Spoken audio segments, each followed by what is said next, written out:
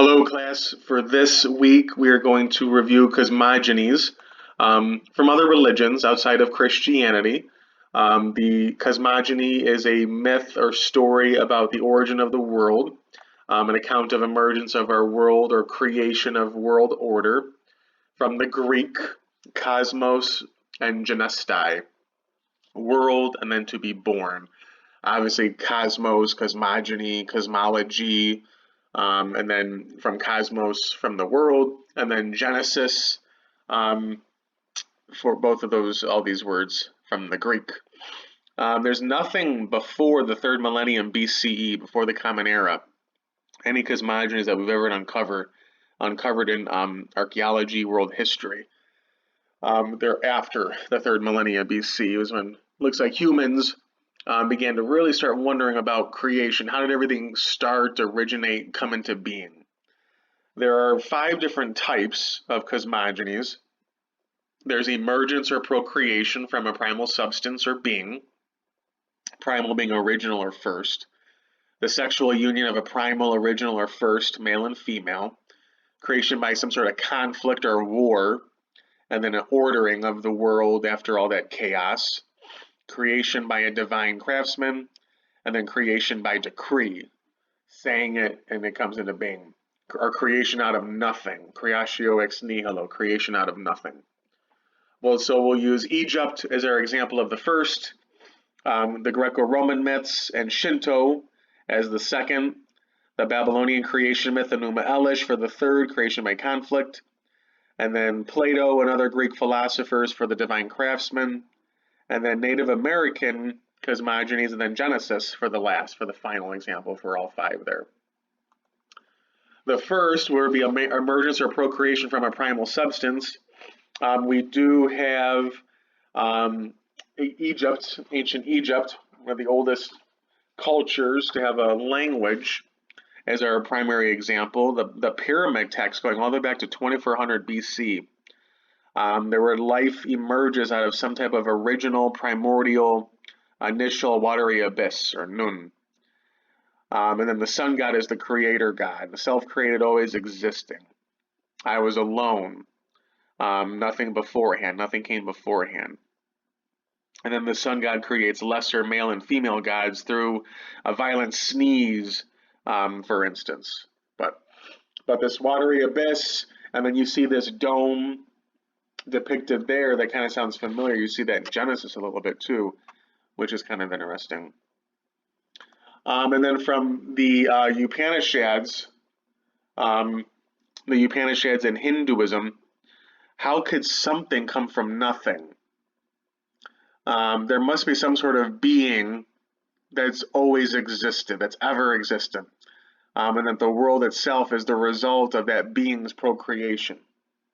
So from the Upanishads, one of the sacred texts of Hinduism, this being written somewhere around 500 BC, in the beginning, my dear, this world was just being, only one, without a second. To be sure, some people say, quote, in the beginning this world was just non-being, only one without a second, that from non-being, being was produced. But how could this be? How from non-being could being be produced? On the contrary, in the beginning this world was just being, only one without a second. It thought to itself, what if I were many? Let me procreate myself, and then emitted heat. If the heat thought to itself, what if I were many? Let me procreate myself, and emitted water. Therefore, whenever a person grieves or perspires from the heat, then water is produced. The water thought to itself, what if I were many? Let me procreate. It emitted food. Therefore, whenever it rains, then there's abundant food. So food for eating is produced from water. Another example is the sexual union of an original or first male and female. Here we see that with the elements, the seasons, things in the natural environment that are the offspring of some type of, again, sexual union of an original or primeval male and female. And you see that coming together of primal opposites. And with the yin and yang in Confucianism. The circle is all of nature. Nature is a uniting of all these opposites. The yin is the black, the dark, which includes the feminine. The yang is the white, the light, which is masculine. The circle is completed when you have both. In the light, there's a little bit of dark. In the dark, there's a little bit of light. And as this circle is spinning, revolving, and rotating, the light flows into the dark, and the dark flows into the light with that middle flowing curvature line. Also, Shinto, the native religion of Japan, would be an example as well of a cosmogony of sexual union. The Nihongi, which is the sacred text, one of the sacred texts of Shinto, that native religion of Japan, where you have this undivided cosmic egg. Of old, heaven and earth were not yet separated, and the yin, feminine, and yo, masculine, not yet divided. They formed a chaotic mass like an egg, which was of obscurely defined limits and contained germs. The purer and clearer part was thinly diffused and formed heaven, while the heavier and grosser element settled down and became earth. Heaven was therefore formed first, and earth was established subsequently. Thereafter, divine beings were produced between them. And if you go down these generations, the 8th generation produced this male god and a female goddess who created the Japanese islands that you see famously depicted here. They stood, both male and female, on this floating bridge of heaven and held counsel together, saying, "Is there not a country beneath?" Thereupon they thrust down the jewel spear of heaven, and groping about therewith found the ocean. The brine which dripped from the point of the spear coagulated and became an island. And so they start creating features on the earth. And they take bathings, not together necessarily, but the female takes bathings, and from that bathing many things are born, including the sun goddess and giver of life. And from that sun goddess, eventually the Japanese emperors are born. And thus that's where they receive their divine source of political authority. The first, the grandson of the sun goddess, ruling somewhere around 660 BCE, so very, very old. A third cosmogony is creation by conflict, some type of war going on, and then that war ends with a victor ordering the chaos. The Babylonian creation myth, Babylonia being modern-day Iraq, the cradle of Western civilization, has the Enuma Elish as its cosmogony, its creation story, its cosmological myth, which actually didn't have a name, so scholars just name it after its first phrase, when on high, Enuma Elish, from the mid-2nd century BCE. You have these older gods that don't like chaos. They like calmness. They don't want to be disturbed. Apsu and Tiamat. They start killing the younger gods who do disturb the waters and really are wrestling and rustling, and the older gods want peace. So they start killing and slaying the younger gods. But Apsu himself is killed. Tiamat wants revenge. Marduk is a younger god who leads everyone in battle, but says, if I lead everyone in battle and we win, then I'm going to become the head god, the chief god. And that's exactly what happens. He wins, he slays Tiamat, cuts her into two, and from her corpse that he cuts into two, one half forms the sky and the other half over the earth. And he becomes the chief god. And then creation by divine craftsmen. We see this in Greco-Roman philosophy, where the world evolved from a single original material substance, whether it's water, air, or fire. And then the world evolves from that with the help of a divine intelligence, a divine designer, a divine craftsman, with a divine mind, setting all things in motion. Plato called this the demiurge, this divine craftsman, which is the eternal cause. Not the creator God, but rather this creative reasoning mind, this divine mind that took over the raw pre-existent material to guide everything into being that we see today. And then we have divine creation by decree, or creation from nothing, creatio ex nihilo. We see that with Native American cultures, where the deity creates out of divine will, out of divine command, out of divine word or speaking. So you do have an example here of Tepu and Kukumats in Native American culture. But then we also see that definitely in Genesis, in the Jewish and Christian cosmogony, which is also somewhat replicated and repeated in the Quran, the sacred text of Islam. But remember, there are these two different versions of creation. The first one in Genesis chapter 1 to verse 4 and chapter 2 was written around 500 BC. And the second one, chapter 2, verse 4, and then the rest of chapter 2 to verse 25, was written about 4 to 500 years earlier. So there's two different versions of creation. The first one, which was the newer one, starts out with a watery dark abyss, and uses the word God for the creator, organizes everything around 6 days of creation, with animals created first and men and women created together but last. And then humans are given the divine image. There's no Garden of Eden, there's no Adam and Eve, thus there's no tree of knowledge of good and evil. There's no notion of disobedience and punishment from that disobedience for eating the forbidden fruit. In the second version, which was the older one, it's the exact opposite beginning. There's no water. Everything is there's a lack of water, so everything's like a barren desert, a waterless landscape. And the Lord God is used as the title Adonai Elohim, not just Elohim. Men are created first, not last. The animals after human. And then women's created later, separate from the man, with that rib story. Man is created from the ground, the dust. Adam is named as Adam, which means dust or dirt or clay or ground or earth creature. There is no days, there's no time frame whatsoever in the second one. And then there is that no notion of divine rest either. If you compare both of these to Enuma Elish, there's only one God, of course, in Judaism, where it was polytheism, and Enuma Elish with the Babylonians. Tiamat, Tehom, is similar to that dome that you see created over the earth. The ordering is quite different. Humans are made in the image and likeness of God, and we're a very good creation. There's no battling going on. Humans are created from a slain, defeated, rebellious god, Kingu. So humans being created from a defeated corpse doesn't say too much good things about humans and our relationship to the divine.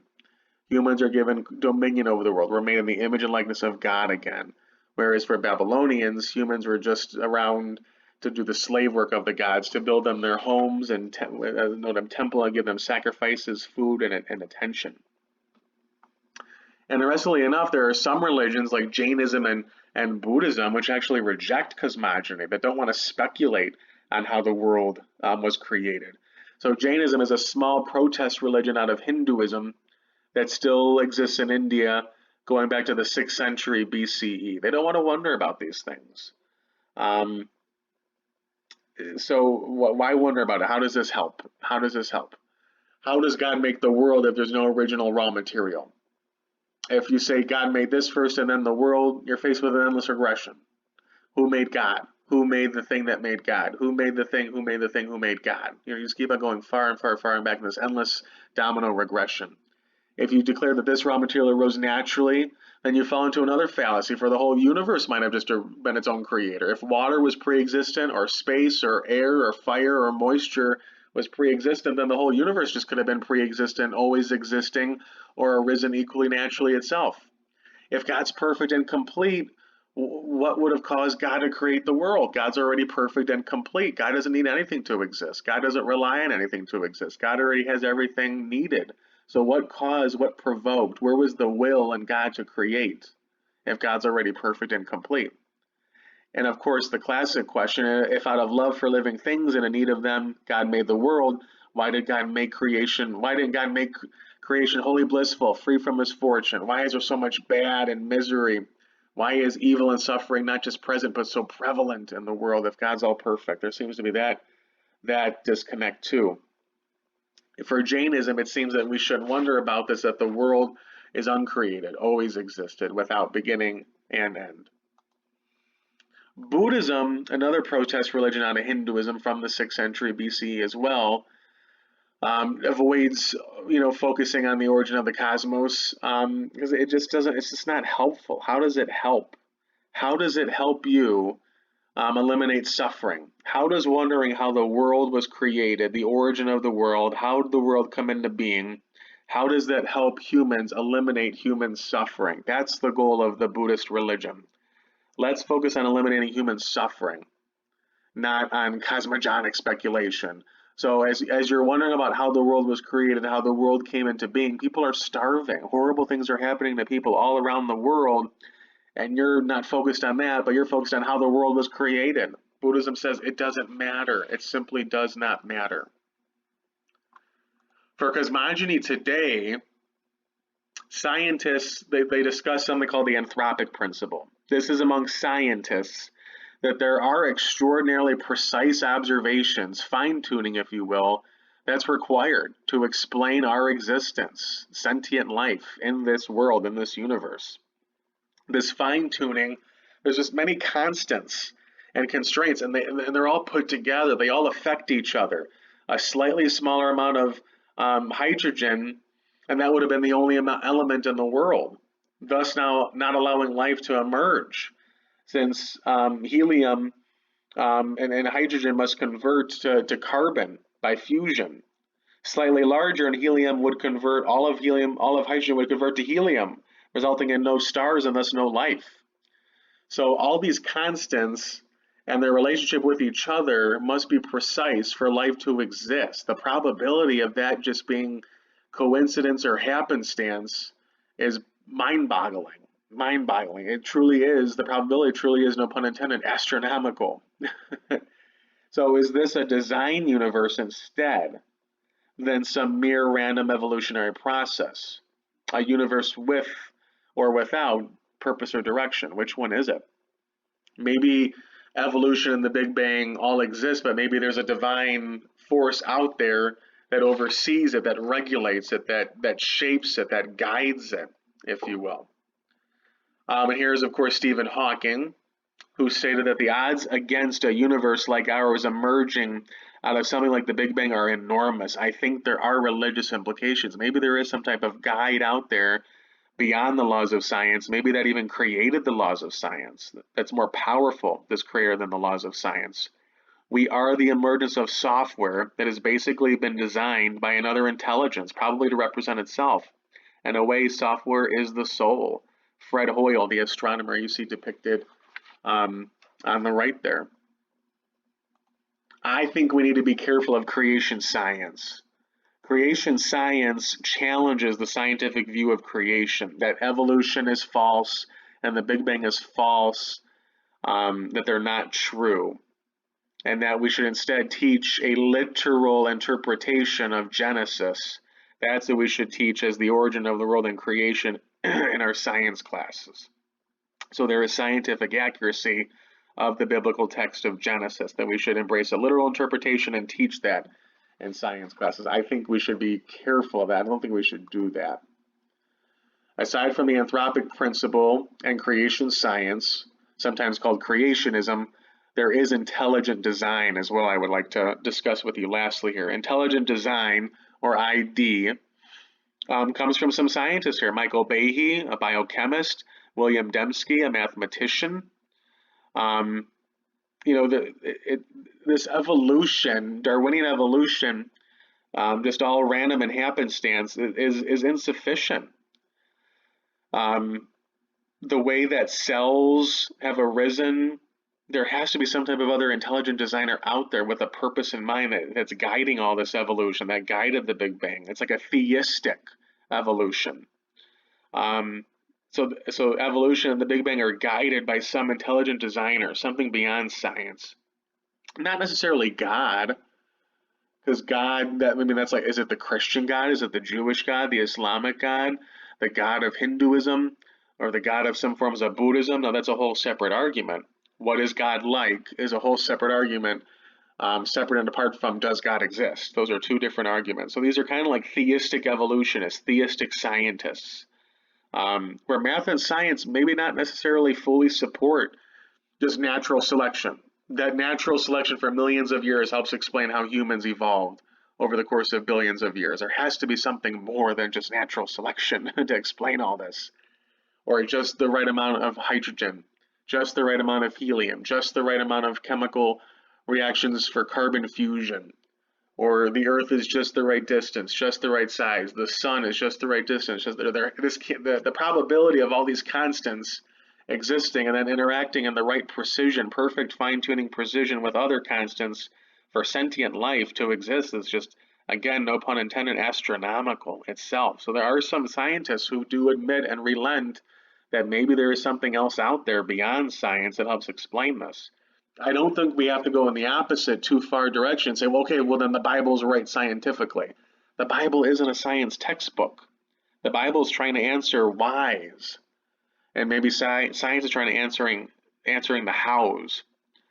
So I don't think you don't have to necessarily embrace still a literal interpretation of Genesis. I don't think science and religion are as opposed to each other as one may think either. So, but there is cosmogony. Thank you, everyone. Have a good day.